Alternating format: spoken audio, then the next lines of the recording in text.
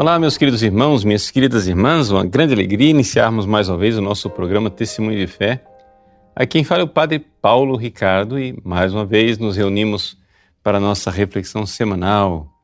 Nesse domingo, o 19º domingo do tempo comum, Nosso Senhor nos fala do tesouro que nós precisamos ter no coração.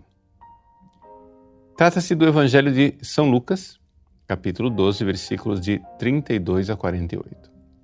Eu vou ler o início do Evangelho, porque, novamente, é desses evangelhos típicos de São Lucas que os outros evangelistas não trazem trechos exatamente paralelos, ou seja, com essa mesma riqueza de certos detalhes de São Lucas.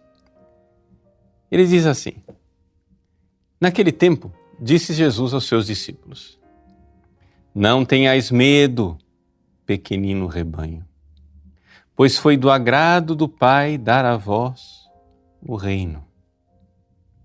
Vendei vossos bens e dai esmola. Fazei bolsas que não se estraguem, um tesouro no céu que não se acabe. Ali o ladrão não chega, nem a traça corrói. Porque onde está o vosso tesouro, aí estará também o vosso coração. Vejam, essas palavras de Nosso Senhor, elas têm uma profundidade que, assim, a queima-roupa, quem lê, não percebe. É o seguinte, primeira coisa, Jesus aqui está dando uma consolação para um pequenino rebanho.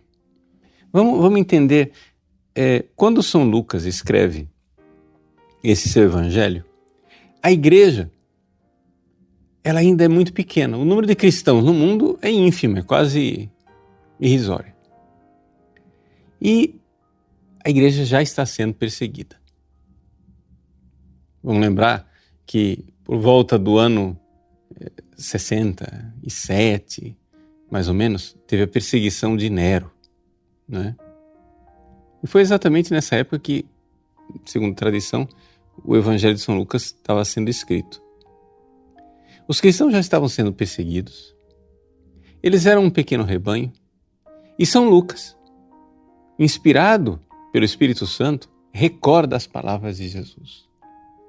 Palavras que ele certamente ouviu da pregação de São Paulo, da pregação de outros apóstolos, né? Jesus diz: não tenhais medo, pequenino rebanho. Agora você imagina, você no meio de uma luta enfurecida de leões, de feras, de ursos, etc, etc, e aquele pequeno rebanho acuado ali, no canto. E Jesus diz: não tenhais medo, porque foi do agrado do Pai dar a vós o reino dos céus. Qual é a segurança que as pessoas têm nesse mundo? Onde é que as pessoas procuram se agarrar? Qual é a segurança para o pequeno rebanho, né, desses discípulos desta igreja que começa? E não somente a igreja que começa, para nós hoje. Porque, claro, na época de São Lucas, a igreja era pequena porque ela ainda estava crescendo. Na nossa época, a igreja é pequena porque ela está diminuindo. Então, as palavras de Jesus tornaram-se mais atuais ainda. Não tenhais medo, pequeno rebanho, porque acontece o seguinte, você olha para as grandes cidades, olha para as pessoas, você chega e diz para um amigo seu: ó, eu vou à missa. Todo mundo diz: mas por quê? O que está acontecendo que você vai à missa? Ué, porque é domingo. E todo mundo acha muito estranho, porque ninguém mais vai à igreja. Ninguém mais vai à missa. Se chegar uma visita na sua casa na hora que você está saindo para a missa, se você não tiver uma determinação de ir para a missa, você termina ficando envergonhado, com respeito humano, de dizer, de enfrentar o mundo e dizer: olha, desculpa, nós estamos muito felizes com a sua visita, mas nós vamos para a missa, tá? Quer vir conosco? Vamos! O rebanho que segue Jesus é pequeno. É pequeno e, claro, é hostilizado. Hostilizado na época de Jesus e de São Lucas, lá atrás. Por quê? Porque o mundo ainda não era cristão. Hostilizado hoje, porque o mundo já não é mais cristão. E aí a gente sente que o chão está sendo tirado debaixo dos nossos pés. No momento da insegurança, o que é que a gente procura? Fundamento. A gente procura alguma coisa na qual se agarrar. E onde é que as pessoas terminam se agarrando para a segurança? Até nós, cristãos, bons católicos. Aqui vem a tentação. Se agarrar no mundo material.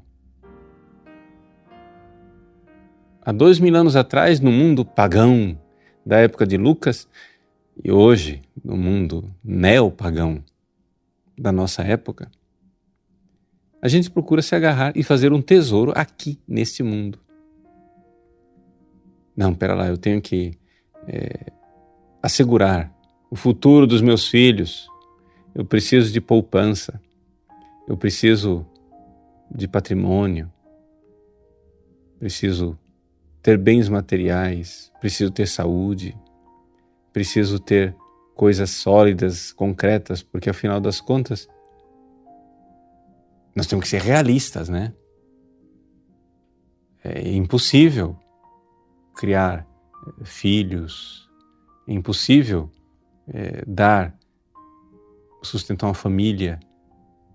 Então a gente procura, veja, na incerteza, na hostilidade, na insegurança, na crise, onde que a gente vai construir a nossa casa? Ao invés de construir na rocha sólida, a gente constrói numa areia movediça chamada mundo material. O mundo material, dinheiro, desaparece. Carro enferruja. Roupa sai de moda. É isso que Jesus está tentando ensinar quando ele diz que você tem que colocar um tesouro ali onde ladrão não chega e nem a traça corrói. Difícil a gente entender o que é traça hoje em dia, que as roupas são todas sintéticas, né? Traça não come roupa sintética. Então, aqui que está a coisa. É interessante a gente notar no Evangelho de São Lucas uma espécie de ideia fixa que São Lucas repete. Aquela coisa lá do Marta, Marta, tu te inquietas e te agitas com muitas coisas, uma só é necessária. Maria escolheu o que não lhe será tirado. Não lhe será tirado. É a mesma coisa que chegar e dizer, ali o ladrão não chega. Marta agitada. Ali a traça não corrói. Marta preocupada com as panelas. Ali não adianta você ficar construindo um império nesse mundo material. Ó, Senhor rico, que fez uma grande colheita e depois destruiu seus celeiros e diz, regala-te minha alma. Hoje te será pedido conta. E do que adiantou tudo isso? Vejam como são os evangelhos dos últimos domingos que a gente está ouvindo e São Lucas continua repetindo. Por quê? Porque ontem como hoje, há 2000 anos atrás como hoje, as pessoas querem segurança, querem fundamento. Mas o fundamento não está no mundo material. E onde que está? Onde que está? Jesus diz, está no seu coração. Como assim? Vamos olhar de forma mais clara para a segunda leitura desse domingo. A segunda leitura desse domingo começa com um versículo que dá uma definição de fé, que não é definição coisa nenhuma, mas é uma noção de fé. Nos dá uma experiência de fé, a carta aos Hebreus, capítulo 11. Na carta aos Hebreus, o autor da carta aos Hebreus, seja São Paulo, como diz a tradição, ou um outro escritor, não importa, ele diz assim, vou ler para vocês a tradução que está no nosso lecionário. A fé é um modo de já possuir o que ainda se espera. Na tradução nova, na tradução oficial da Bíblia Sagrada da CNBB, tem uma tradução ainda melhor, mais ao pé da letra, no original grego. A fé é fundamento daquilo que ainda se espera. A fé é fundamento daquilo que ainda se espera. O que é isso na prática? Deixa eu explicar para você. Tá? Deixa eu fazer um parênteses para explicar e eu volto no assunto que nós estávamos falando. Aguenta firme. Eu vou explicar agora, abrir um parêntese bem longo. É o seguinte. Olha só. Quando você não tem fé, você é pagão, você está sendo movido por 1 milhão de coisas e não adianta, tá? Você está querendo ser feliz nesse mundo aqui, mas esse mundo não vai te dar felicidade. Você pode estar do jeito que você quiser, você pode ter um império, você pode ter uma empresa bilionária, você pode ter ações na Bolsa de Valores, você pode ter saúde, você pode ter fama, poder, sucesso, seja o que for. Você não vai ser feliz nesse mundo. E isso não é uma maldição que eu estou jogando em cima de você. Isso é a condição humana geral, a nossa felicidade. A felicidade nesse mundo é, como diz a Sagrada Escritura, como a erva do campo. Floresce de manhã, de tarde ela já murcha. São coisas bem breves, bem passageiras, mais enganosas do que verdadeiras.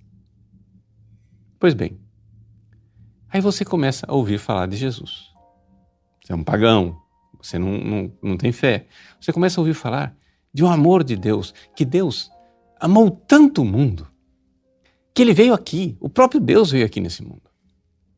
E querendo nos salvar desse mundo que passa, querendo nos salvar desta miséria, de uma felicidade que é como areia movediça, que quanto mais a gente procura, mais a gente afunda.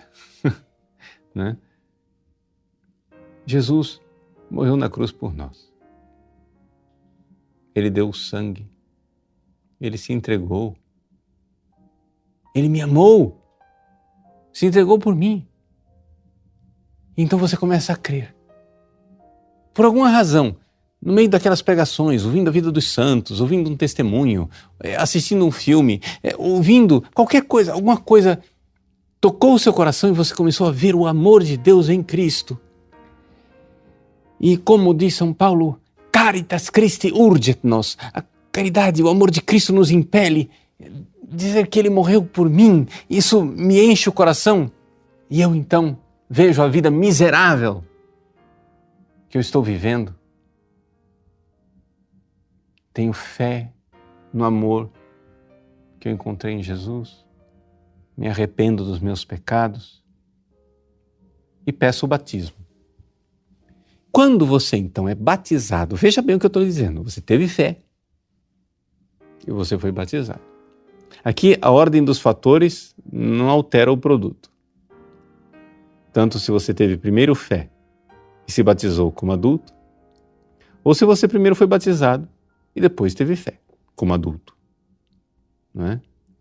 Quando você junta essas duas realidades, batismo e fé, estado de graça colocado no seu coração pelo batismo, a fé e o estado de graça planta um tesouro no seu coração. Veja, você tem no seu coração um hóspede. Você tem uma pessoa que mora dentro de você. Melhor do que isso, você tem 3 pessoas que moram dentro de você. O Pai, o Filho e o Espírito Santo. Você está em estado de graça. Então, você já tem. Você já tem agora dentro de você aquilo que não lhe será tirado, Marta. Você já tem dentro de você um lugar onde o céu que você viverá no futuro, que é aquilo que você espera, as coisas que você espera, rerum sperandarum, as coisas que nós esperamos, você já tem dentro de você o céu que você espera. E a fé lhe mostra isto. A fé é o fundamento. A fé é a hipóstase. O que quer dizer a palavra hipóstase? Essa palavra que está aqui no original grego da carta aos Hebreus. A origem dessa palavra, não é? Ela tem uma origem médica,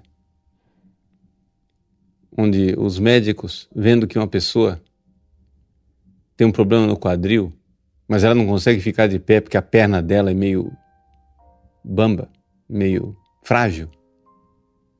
Os médicos gregos diziam: ela não consegue equilibrar o quadril porque ela não tem hipóstase, não tem fundamento, as pernas são fracas, não tem base. Como dizem os mineiros, tem base não, sou. Não tem base, está sem fundamento. Pois bem, nós batizados, você, presta atenção no que eu estou lhe dizendo, se você tem fé em Jesus Cristo e foi batizado, e você está em estado de graça, sem estar em pecado mortal, você tem dentro de você a base, o fundamento, você tem dentro de você a própria coisa que você espera. Você tem o céu já dentro de você. Mas você vai dizer: mas padre, eu não noto. Não precisa notar. Você tem fígado, mas não nota que tem fígado. Só quando ele está doente que você nota que tem fígado. Você tem pâncreas, mas não nota que tem pâncreas. Tem tanta coisa dentro de você que você não nota. Pois se até as coisas físicas e palpáveis que estão dentro de você, você não nota, se você não sabe que você tem baço, que você tem vesícula biliar, que você tem rim, que você tem bexiga, você não nota nada disso. E você tem tudo isso. Você nunca viu seus pulmões? Pois bem, se você tem coisas físicas e concretas dentro de você e não nota, imagine se você vai, para começo de conversa, notar a presença da Santíssima Trindade dentro de você. Você não nota, mas ela está lá. Se você está em estado de graça, se você está na amizade com Deus, ela está lá, cara. Acredite nisso. Existe um tesouro dentro de você. E esse tesouro não vai ser tirado. A carta aos Hebreus, não é? Ela diz, um capítulo anterior daquele que nós estamos analisando, que é o capítulo 11, o capítulo 10º, a carta aos Hebreus nos recorda que a substância, a base da vida das pessoas pagãs, não é? São os bens materiais. Ele diz assim, no versículo 34. Não só vos compadecestes dos encarcerados, mas aceitastes com alegria a confiscação dos vossos bens, sabendo que possuís uma riqueza melhor e imperecível. Essa palavra riqueza melhor e imperecível é a mesma base, aquela mesma base que está aqui. Vocês têm uma substância melhor, um fundamento melhor. Levaram seus bens, confiscaram seus bens. É a mesma coisa que Jesus diz no Evangelho. Vendei vossos bens e dai esmola, fazei bolsas que não se estraguem, um tesouro no céu que não se acabe. Os cristãos perseguidos da época de Lucas estavam tendo seus bens confiscados, perseguidos, perdendo tudo aquilo que era fundamento físico, material. E então, São Paulo diz na carta aos Hebreus, a fé, pessoal, a fé é o fundamento, a fé é o tesouro, a fé é a base daquilo que a gente espera. Essa fé que está dentro do seu coração. Você que está em estado de graça. Você tem dentro de você a própria riqueza daquilo que você já espera. Então, se é assim, de repente tudo muda. Você olha para um grande magnata, ricaço, sei lá, um Bill Gates. E você vê que ele não tem fé, coitado. E você diz, pobre do Bill Gates. Ele não tem o tesouro que não vai ser tirado. O pobrezinho vai morrer e não vai ficar nada. Já eu vou morrer. E o meu tesouro não me será tirado.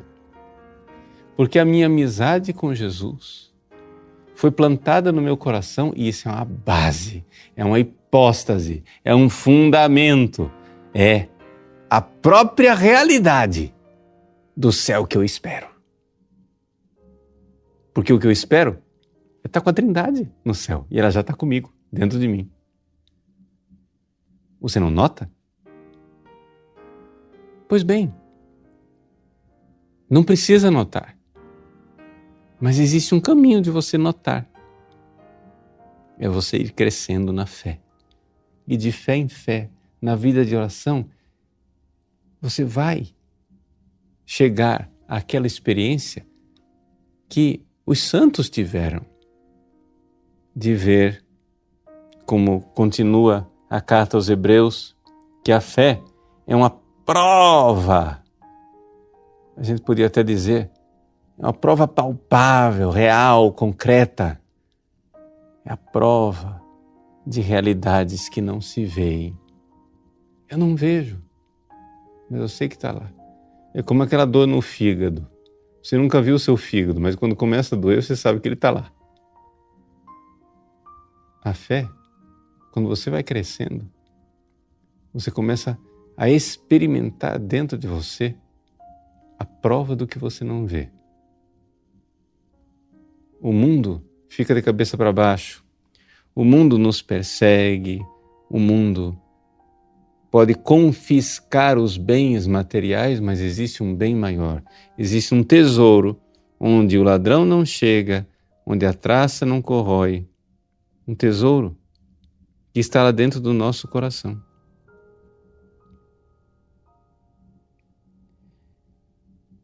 Você pergunta então, mas padre, então como saber que isto é verdade? Bom, primeira coisa, nós temos a experiência dos santos. Eles nos dizem que isso é verdade. Mas a segunda coisa é que se você realmente for crescendo na sua amizade por Jesus, na amizade com Jesus, não preocupe, pequenino rebanho. Nós somos poucos, sim, pequenino rebanho. Mas foi do agrado do Pai dar-vos o reino. Ele vai lhe dar cada vez mais a clareza de que isso está dentro de você. Continue firme. Continue firme. Orientado para essa realidade, para o tesouro no céu que já está no seu coração. Se você está, não perca a amizade com Jesus. Por nada nesse mundo troque essa amizade. Se você caiu em pecado, volte a se confessar, volte. É o tesouro que não lhe será tirado. Não se agite, Marta, atrás de tesouro que é corrompido pela traça e roubado pelos ladrões. Maria escolheu a melhor parte, aquela que não lhe será tirada. Então, bem concretamente, vamos crescer na nossa fé e enxergar que pobrezinhos e miseráveis são os grandes deste mundo. que tudo perderão. Felizes e ricos, cheios de tesouros, são os cristãos que, por pobrezinhos que sejam, têm algo que não lhes será tirado. Deus abençoe você. Em nome do Pai, e do Filho e do Espírito Santo. Amém.